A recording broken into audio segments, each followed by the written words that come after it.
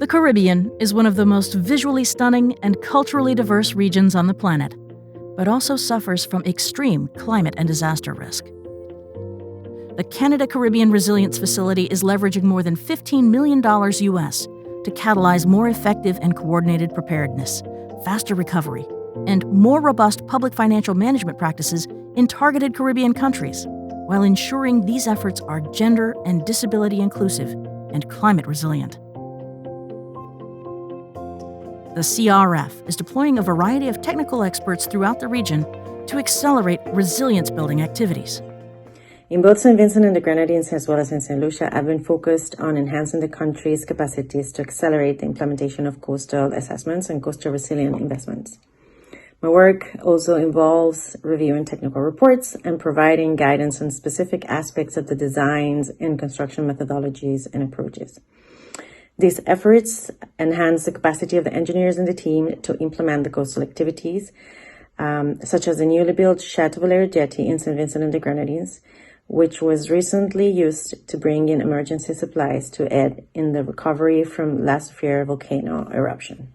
The importance of integrating gender responsive disaster preparedness and recovery in the Caribbean in particular is that most of the response and activities for preparedness and recovery are just very generic. They don't focus particularly on specific needs of different populations, especially vulnerable populations, the poor, disabled, HIV, AIDS patients. And in order to properly do preparedness and recovery, you have to consider all the populations that are in the Caribbean. And because otherwise, if one is left out, it's really a matter of life and death. And with the UN death studies and with the death study from the CRF, we have the evidence to now on the gender gaps to design new activities to incorporate it in the countries themselves.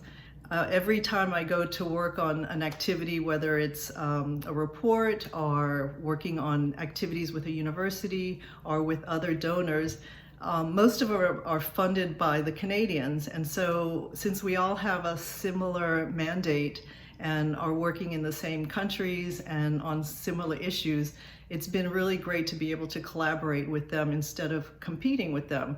And so we've been able to build great partnerships between all these different organizations, with the UN, with the University of West Indies, and with FAO.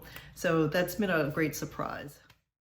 The trick to successful projects is really in the contracting, where innovations in supplying long-term maintenance mean that the cost effectiveness keeps going up over time. In Guyana, the dam we are working on must be built to a high level due to the increasing severity and frequency of flooding in the region. Despite COVID-19, we've been making good progress by leveraging drone footage of the area to help refine our approach. We've suggested using better equipment to harvest more suitable dam construction material and floating barges to maximize the efficiency of handling and transporting this material, but also how to get the most out of existing equipment to keep costs low. An awareness of maintenance needs for projects like this is growing as climate change, sea level rise and land subsidence affect long-term visions of infrastructure projects. An important component that is often not thought through when preparing bank projects is procurement. Often, on the client side, there is very little expertise and staffing power to handle major contracts in efficient ways while ensuring adherence to the latest World Bank procurement regulations. That's where I come in. I have worked with the World Bank for more than 30 years and have even worked alongside our clients in St. Lucia.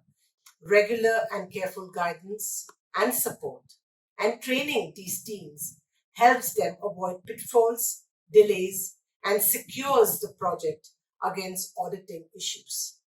The territories of the Antilles, such as St. Lucia, St. Vincent, and Grenada, have a very complex topography and geology derived from their volcanic origin.